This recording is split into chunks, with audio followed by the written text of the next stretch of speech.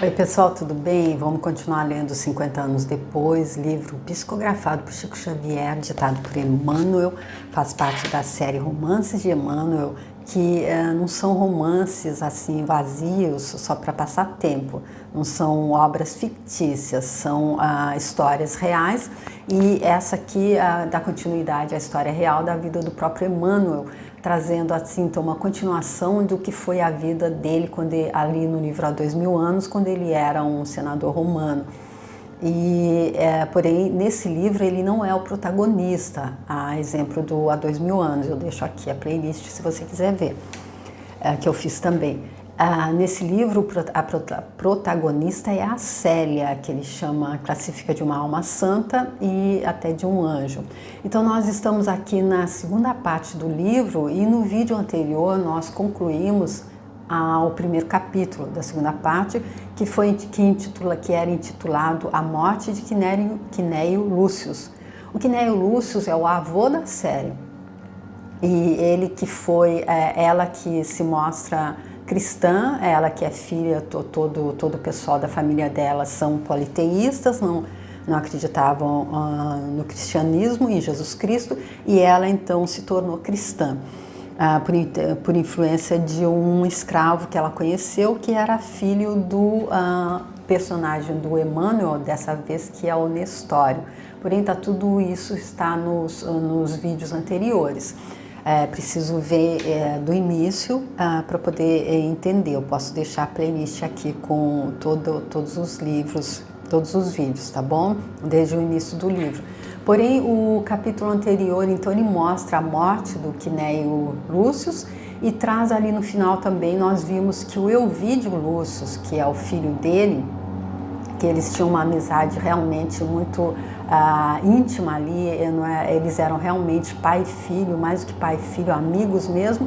O Elvídio não pôde estar presente quando o pai dele morreu, porque ele estava fazendo uma viagem ali pela Grécia junto do imperador, o Adriano, e entre outras pessoas ali na comitiva, claro, tinha muita gente, a Cláudia Sabina, que era quem? Uma ex-namorada dele dos tempos de juventude, que teve um filho com ele e que foi criado pelo Quinéio Lúcius, porém ele não o assumiu. Então ela teve um filho bastardo com ele, porque ele não assumiu, ela era uma plebeia pobre, ele não se casou com ela.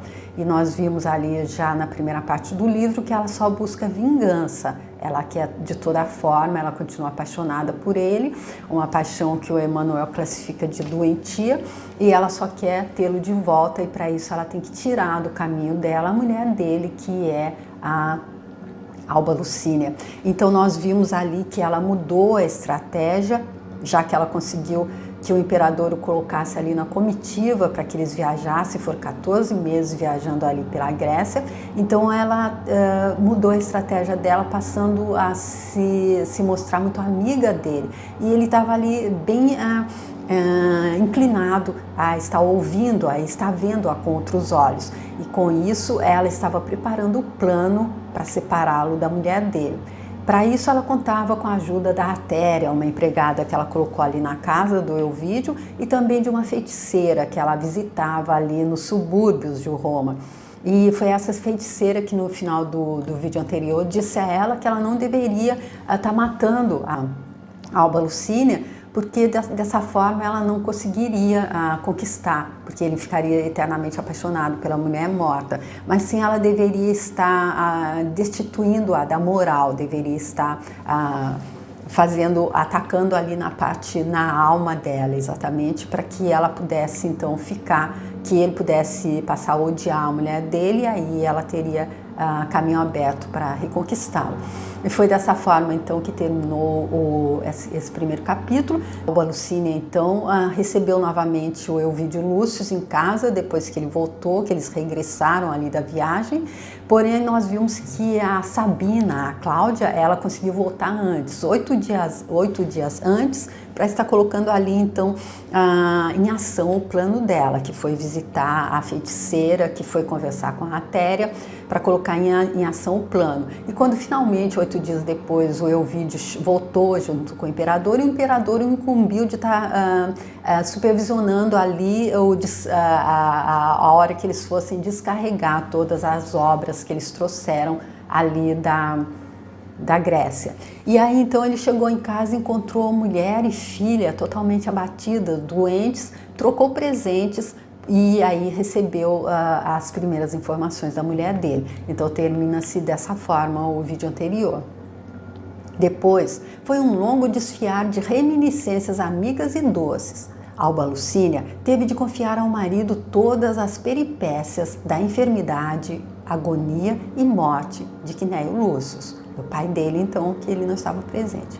E aí foi dessa forma que se concluiu o primeiro capítulo da segunda parte do livro. Agora nós vamos para a primeira parte do segundo capítulo, que é calúnia e sacrifício.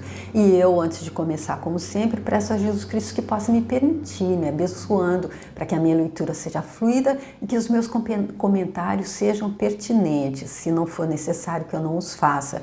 Que Jesus Cristo possa abençoar também você que está assistindo, para que, se tiver alguma mensagem aqui especial para você, que você possa captá-la, pois Emmanuel disse, esse livro deve ser lido e meditado sobre. Não é uma obra de ficção, é uma obra real, que ele abre, como ele disse no livro Há 2000 anos, para nos servir de roteiro, para que nós façamos a nossa caminhada aqui entre luz e sombras de uma forma mais sábia possível, já que o sábio aprende com o erro alheio. Então vamos continuar aqui e que os meus comentários possam até, quem sabe, ser inspirados. Eu agradeço também muito Chico Xavier e Emmanuel. Enquanto a cidade se repletava de espetáculos para ilustrar o regresso do imperador, Elvídio Lúcio e os seus entretinham-se em palestra carinhosa, matando as saudades recalcadas. Todavia, quando os derradeiros clarões do sol preludiavam o crepúsculo, o patrício disse à esposa com grande ternura: agora, querida, regressarei à Hóstia, onde sou obrigado a pernoitar ainda hoje. Amanhã estarei definitivamente reintegrado em casa, a fim de organizarmos a nossa vida nova. Já me avistei com Fábio Cornélio, que acompanhou o imperador ao lado do prefeito, mas somente amanhã poderei estar com Márcia para ouvi-la acerca de meu pai e dos últimos desejos dele.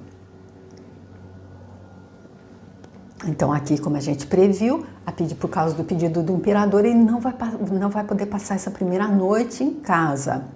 E a gente vê que tudo é orquestrado ali pela vida para que as pessoas colham aquilo que plantaram, para que a gente, então, entenda aquilo que a gente fez. Então, é necessário que ele não esteja em casa essa noite. E só depois, então, que ele vai poder se encontrar com a irmã dele, a Márcia, para, então, saber do que foram os últimos desejos do pai dele.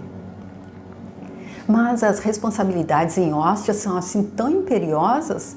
Perguntou Alba Lucínia preocupada. Para os serviços do imperador, não teria bastado a ausência de mais de um ano? Então, para Alba Lucínia, que esperou mais de um ano, agora ele chega e diz: mas eu vou ter que sair de novo. O imperador quer que eu supervisione e eu não vou poder passar a noite aqui. Ela se mostra um pouco desapontada, no mínimo, né? Sim, querida, faz-se mister cumprirmos o dever nas características mais severas dele. Adriano incumbiu-me da verificação de todas as relíquias transportadas da Grécia e não posso confiar tão somente no trabalho dos servos, dado o valor considerável da carga em apreço. Mas não te amofines com isso. Lembra-te de que amanhã aqui estarei para consertar os nossos planos familiares. E agora, aqui nesse momento, ele não sabe o que é que uma noite entre um dia e um amanhã, quanta diferença ela pode fazer. Alba Lucínia aqueceu com um sorriso triste, como se estivesse em face do inevitável. O coração dela, porém, desejava a presença do companheiro para confiar-lhe imediatamente seus íntimos dissabores. Ao cair da tarde, a liteira de Ovídio saía de casa apressadamente. E aqui eu, mais uma vez, ali também no livro Há 2000 anos, eu tive esse pensamento também. A comunicação, eu acredito que comunicação é vital, comunicação. Se a pessoa não entra no coração da gente, não entra na mente da gente, para que ela saiba o que está acontecendo, a gente tem que falar. Então, ela há tanto tempo sendo assediada pelo prefeito Lólio Úrbico, mas não disse nada a ele. E ele sendo assediado pela Cláudia Sabina, não disse nada a ela. Então, acredito que uma liçãozinha aqui pra gente, para mim, é sempre se comunicar. As DRs são importantes, sim. Alba Lucínia recolhia-se ao leito, cheia de novas esperanças, enquanto a filha voltava às meditações. Alguém, contudo, saía da residência do tribuno cautelosa e apressadamente, sem despertar a curiosidade dos serviçais domésticos. Era a Téria que se dirigia para o Capitólio. Capitólio, então, uma das 7 torres ali de Roma, aonde então morava quem? Aquela que estava orquestrando todo o plano para separar o casal, e que era a patroa, então, ali da Atéria, que foi colocada ali na casa do Elvídio e da Alba Lucínia para estar ajudando nesse plano. Então, é para lá que ela vai, como nós vimos no vídeo anterior, foram essas as instruções que ela recebeu, para que assim que ele chegasse, ela fosse receber as últimas instruções para a execução do plano diabólico que ela tramou ali com a Plotina, aquela feiticeira que ela procura ali no subúrbio. Cláudia Sabina recebeu a sôfrega, fazendo-a entrar num gabinete mais discreto e falando-lhe nestes termos: ainda bem que vieste mais cedo, tenho de tomar muitas providências. Aguardo as vossas ordens, respondeu a criatura na sua fingida humildade. Então, ali o Emmanuel dizendo, ele já disse quando apresentou a Cláudia Sabina que ela era mestra na arte do fingimento. Ela tinha que estar trabalhando, então, com uma pessoa que se parecia muito com ela, que também era a Atéria. Atéria volveu Sabina com voz quase imperceptível. Estou vivendo horas decisivas para o meu destino. Confio em ti como se confiasse em minha própria mãe. E entregando-lhe pesada bolsa com o preço da traição, acrescentava: aqui está o prêmio da tua dedicação em favor da minha felicidade. São economias com que poderás adquirir um sítio longe de Roma, conforme desejas. Porque nós vimos ali no vídeo anterior também que a Téria sabia que o que ela estava fazendo era errado. Porém, o que ela queria era apenas comprar um sítiozinho para ela, porque a família dela não tinha recursos. E nós vimos que ela estava tramando contra o próprio eu dela, como aquela passagem que eu citei ali no livro Libertação, ditado por André Luiz e psicografado por Chico Xavier também, que mostra que tudo aquilo que a gente faz para o outro volta para a gente. A Téria, cúpida, recebia pequena fortuna, deixando transparecer estranha alegria nos olhos fulgurantes. A mulher de Lólio Úrbico, todavia, continuava em tom discreto. Em troca da minha generosidade, exijo-te, contudo, segredo tumular. Ouviste?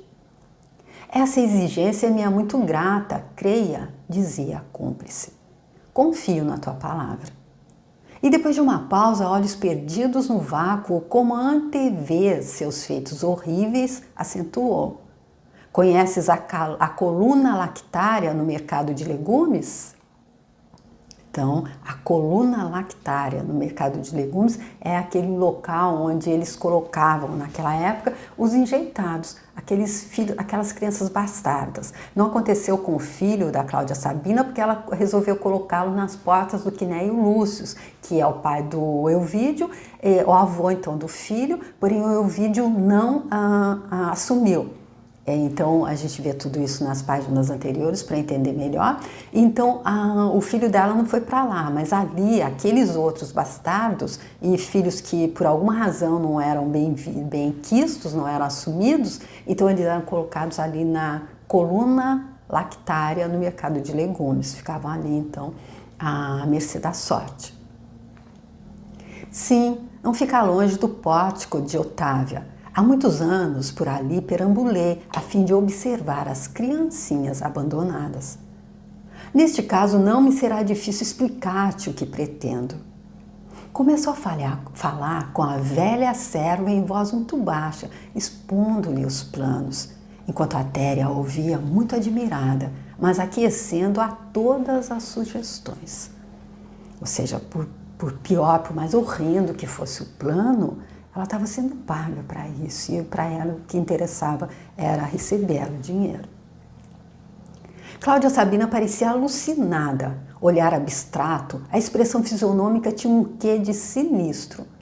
Como que concentrada no só propósito de efetivar seus planos, dirigia-se à velha serva maquinalmente. A Téria disse entregando-lhe um pequenino frasco. Esse filtro dá repouso físico e sono prolongado. Ao ministrá-lo, é preciso que Alba Lucina descanse tranquilamente. Confiando-lhe outro frasco, afoitamente acrescentava: leva este também, terás necessidade de tudo isso. E enquanto a serva guardava os elementos do crime, acentuava: que os deuses da minha vingança nos protejam. Até que enfim chegou o instante da desforra. Sim, Atéria, amanhã Elvídio Lúcio saberá para todos os efeitos que a esposa lhe foi infiel, apresentando-lhe o fruto de um crime. A escolha da criança ficará ao teu critério. Poderei contar absolutamente contigo? Pela fé no poder de Júpiter, podeis confiar em mim, senhora. Irei à coluna lactária, e aqui Emmanuel deixa uma nota, a coluna lactária no mercado de legumes, o Fórum Olitório era o local onde se expunham diariamente os recém-nascidos enjeitados. Irei à coluna lactária, depois da meia-noite levarei comigo a criança. Os recém-nascidos são ali abandonados diariamente às dezenas. Então nós já entendemos aqui qual é o plano horrendo, o plano criminoso que a Cláudia Sabina então está colocando aí em prática para estar conseguindo ter o alvo da paixão alucinada dela, que é o Elvídio Lúcio, de volta. Então o Emmanuel mostrando que ela até está desfigurada, porque ele disse, ela que tinha ali uma aparência física bonita, parecia até um monstro quando estava ali. Então ela estava tomada realmente por essa paixão que a cegava e que fazia com que ela então metesse completamente os pés pelas mãos ali. Sem entender o que ela estava fazendo contra a outra, voltaria contra ela própria. Assentada a combinação sinistra, a noite já havia desdobrado sobre Roma e o manto de sombras espessas. Agora a gente entende porque é que precisaria que o Elvídio não estivesse em casa nessa noite, apesar de já ter regressado.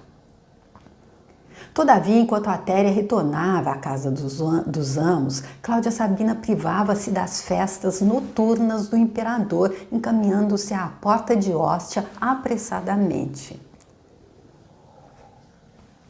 Ou seja, ela maquina, ela costura esse plano absurdo que vai destruir a vida de muitas pessoas e vai festejar. Encontrando-se lá com o filho de Quinéio Lúcio, solicitou o favor de uma palavra em particular, no que foi imediatamente atendida. Então, o filho do Quinéio Lúcio, o Elvídio, ele estava ali também, porque ele disse que ele teria que voltar, porque ele tinha que supervisionar a descarga dos materiais que eles trouxeram da Grécia. Então, como o imperador estava dando uma festa ali para a volta dele, estavam ambos ali. Enquanto isso, a Téria ia colocar em prática o plano. Elvídio falou a perversa criatura com sua facilidade de dissimulação. Aqui estou para prevenir-te reservadamente de graves acontecimentos, aliás, já por mim previstos, quando na Grécia. Mas que acontecimentos? Interrogou Patrício com ansiedade. Deves estar preparado para ouvir-me, pois acredito que o prefeito dos pretorianos, com a bruteza dos sentimentos dele, chegou a macular a honra da tua casa.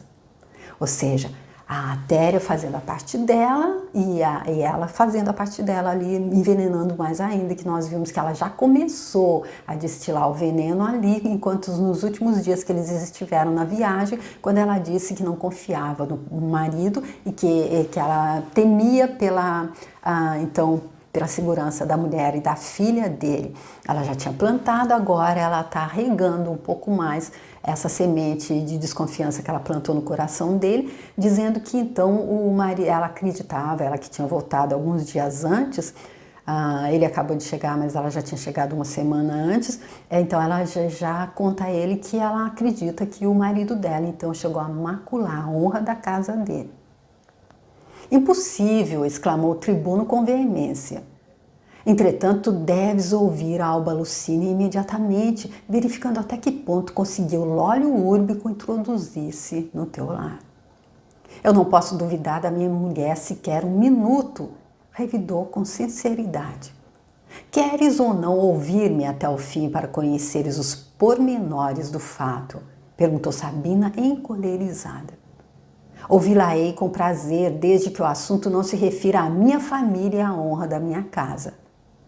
É possível que tua opinião amanhã se modifique. Nós vimos ali no livro Há 2000 anos também que quando o senador Publio Lentulus também foi envenenado da mesma forma por aquela pessoa que queria separá-lo, da mulher dele, que era a Lívia, porque ela era amante do governador que estava interessado também na Lívia. Então a mesma coisa, as mesmas artimanhas ardilosas fez com que ele acreditasse que a mulher dele estava sendo infiel, e aqui a mesma forma a Cláudia Sabina está usando para fazer com que a mulher do Elvídio fique desacreditada perante ele. E, despedindo-se bruscamente do homem de suas paixões, que sabia defender as tradições do lar e da família, a antiga plebeia regressava ao Capitólio, mais que nunca interessada no desdobramento dos seus sinistros desígnios. O gênio do mal que lhe falava no coração preparava para aquela noite os acontecimentos mais terríveis. Enquanto a vemos pela madrugada ao examinar documentos e pergaminhos no gabinete de Lólio Úrbico, acompanhamos a Téria até o mercado de legumes. A sociedade romana já se havia habituado a ver junto da coluna lactária os míseros enjeitadinhos. Gente, é uma coisa tão absurda de se imaginar, a mesma coisa quando os escravos e nas festas eles eram um contra o outro até um matar o outro, ou um contra uma fera feroz, ou os cristãos, ou aqueles que eram mortos simplesmente ali com as flechas envenenadas, como nós vimos nos vídeos anteriores. E aqui mais uma coisa absurda, né? Que a gente pensa que nos dias atuais há tantas coisas absurdas, mas nós melhoramos, acredito que a humanidade evoluiu, sim. Porque, olha, a sociedade já tinha se habituado a ver junto da coluna lactária míseros enjeitadinhos. Eu posso imaginar um local ali onde há recém-nascidos ali jogados, uma lata de lixo de gente, de recém-nascido, e a sociedade se habituou com isso. Esse local de triste memória, onde muitas mães abnegadas acolhiam pobres crianças abandonadas, constituía como que os primórdios das famosas rodas de expostos nos estabelecimentos de caridade cristã que floresceriam mais tarde para o mundo. A claridade mortiça da lua, antes do amanhecer, a velha serva verificou a presença de 3 míseros pequeninos. Um deles, porém, chamou-lhe a atenção pelos seus suaves vagidos de recém-nato. Era uma criancinha de traços delicados e nobres, que a cúmplice de Cláudia pôde examinar minuciosamente à luz de uma tocha. O enjeitadinho, com roupas muito pobres, parecia nascido de poucas horas. A Téria tomou-o nos braços quase com enlevo, considerando intimamente: essa criança deve ser um digno rebento de patrícios romanos.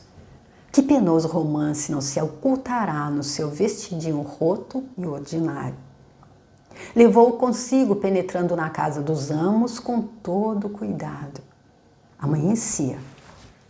À noite, a criminosa adicionara o narcótico aos remédios da senhora dela. Quem é a senhora dela? A Alba Lucínia, mulher do Elvídio. Entrou no quarto onde a esposa de Elvídio repousava tranquilamente, depôs a criança ao lado dela, envolvendo-a no ambiente tépido das coberturas. Em seguida, preparou ali toda a encenação necessária, sem que a pobre vítima do filtro, que a mergulhara em longo e pesado sono, pudesse perceber o que se passava.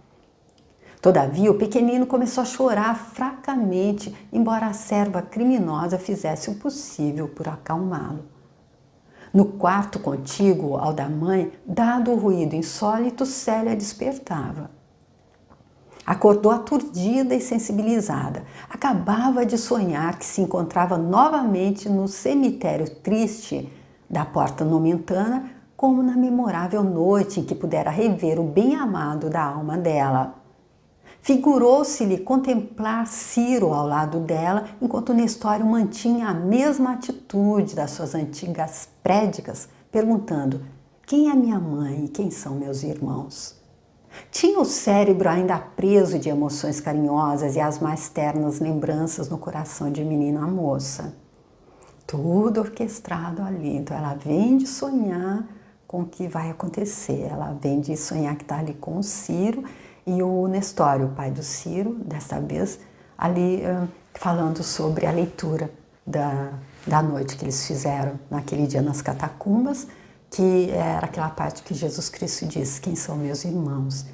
Quem é minha mãe? Quem são meus irmãos? Nesse instante, o ruído insólito chegava-lhe aos ouvidos. Vagidos de criança? O que significaria aquilo?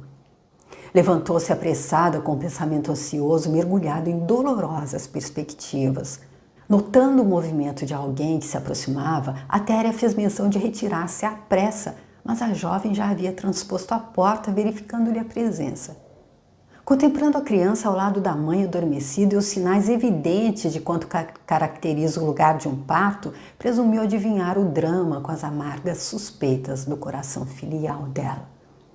Então, ali tudo conspirando para que o plano da Cláudia Sabina se passe como deve ser, porque ali então ela, a Célia, que já não tinha certeza se a mãe dela não estava então correspondendo aos avanços do prefeito Lólio Úrbico, então aqui toda a encenação que a Atéria colocou ali, como se tivesse havido realmente um parto ali, como se a mãe dela tivesse acabado de dar à luz àquele recém-nascido, então ela não tem dúvida, não cabe lugar para dúvida ali. Então vamos ver qual vai ser a atitude dela. Um turbilhão de pensamentos penosos surpreendeu-o o cérebro enfraquecido. Sim, aquela criancinha deveria ter nascido ali como consequência fatal de uma tragédia inesquecível. A Téria exclamou num gemido: que significa tudo isso? Vossa mãe esta noite, minha boa menina, respondeu a serva criminosa sem se perturbar, deu à luz um pequenino. É incrível, soluçou a filha de Elvídio com a voz estrangulada. Entretanto, é a verdade, revidou a Téria em voz muito baixa. Não dormia auxiliando a senhora em seus sofrimentos. E apontando para a infortunada consorte do tribuno, exclamava quase tranquila: agora ela dorme e precisa repousar. Célia não podia definir a intensidade dolorosa dos pensamentos que a empolgavam. Nunca acreditara que a mãe pudesse prevaricar na ausência paterna. O coração carinhoso dela sempre fora, a seu ver, um modelo de virtudes, um símbolo de honestidade. Certamente, Lólio Úrbico levara a infâmia aos mais pavorosos extremos. Ela bem que lhe ouvira as palavras de conquistador desalmado e cruel. Além de tudo, a mãe há muito que andava doente. Com certeza, o coração bondoso e honesto dela estava cheio de tormentos de compulsão e do arrependimento. Sentia pela mãe um enternecimento infinito. O pai regressara na véspera cheio de novas esperanças. Ela surpreendera lágrimas nos olhos maternos, pranto esse que deveria ser de júbilo intenso e de comovedora alegria. Quanto não haveria sofrido o coração materno naqueles longos meses de expectativas angustiosas? Alba Lucínia, porém, sua mãe e melhor amiga, tinha agora um filhinho que não era uma flor do tálamo conjugal. Ovídio Lúcio não lhe perdoaria nunca. Célia conhecia a infibratura do pai, assaz generoso, mas demasiadamente impulsivo. Além de tudo, a sociedade romana não admitia transigências em seu tratado de tragédia como aquela no seio do patriciado. E se tratando de tragédia, com as lágrimas a borbulhar-lhe dos olhos, naquelas ríspidas e singulares meditações, a jovem cristã lembrou-se do sonho daquela noite e pareceu-lhe ainda ouvir Nestório a repetir as palavras do Evangelho: quem é minha mãe e quem são meus irmãos?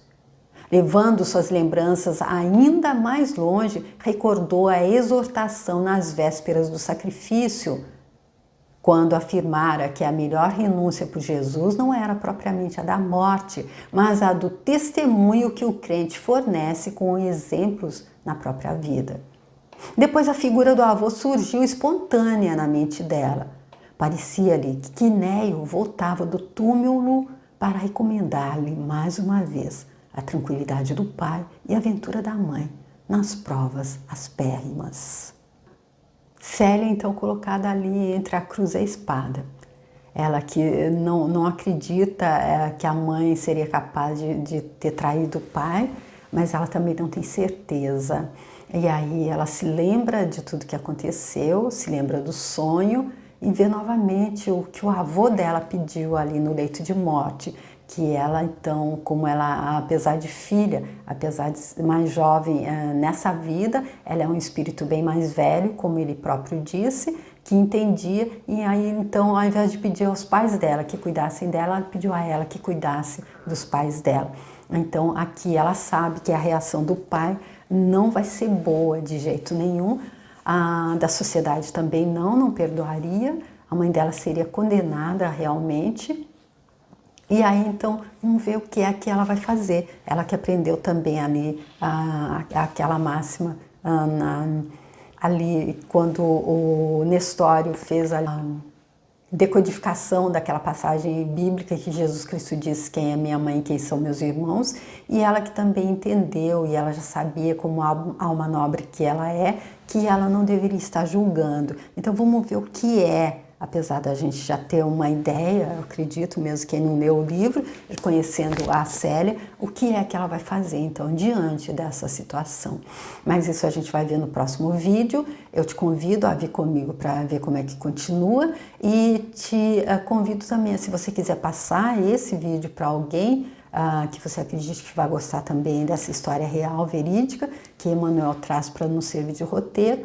Eu te agradeço. Se você quiser deixar o seu like também, se for leve para você, obrigada. E se você quiser entrar lá no meu canal, tem os outros livros do Chico, eu deixo ao longo aqui desse vídeo, para você se quiser ver, o Paulo Estevam, Boa Nova e 2000 anos. E se você quiser tá entrando no meu canal então e se inscrevendo, eu te agradeço e espero que a gente possa se encontrar para dar continuidade, ver como é que continua essa saga aqui tão incrível que o Emmanuel traz para gente. Emmanuel e Chico Xavier, é óbvio que é com a anuência do nosso Mestre Maior Jesus Cristo, só para nos ensinar. E ele diz: leia e medite, tá bom? Muito obrigada e até o próximo vídeo. Tchau!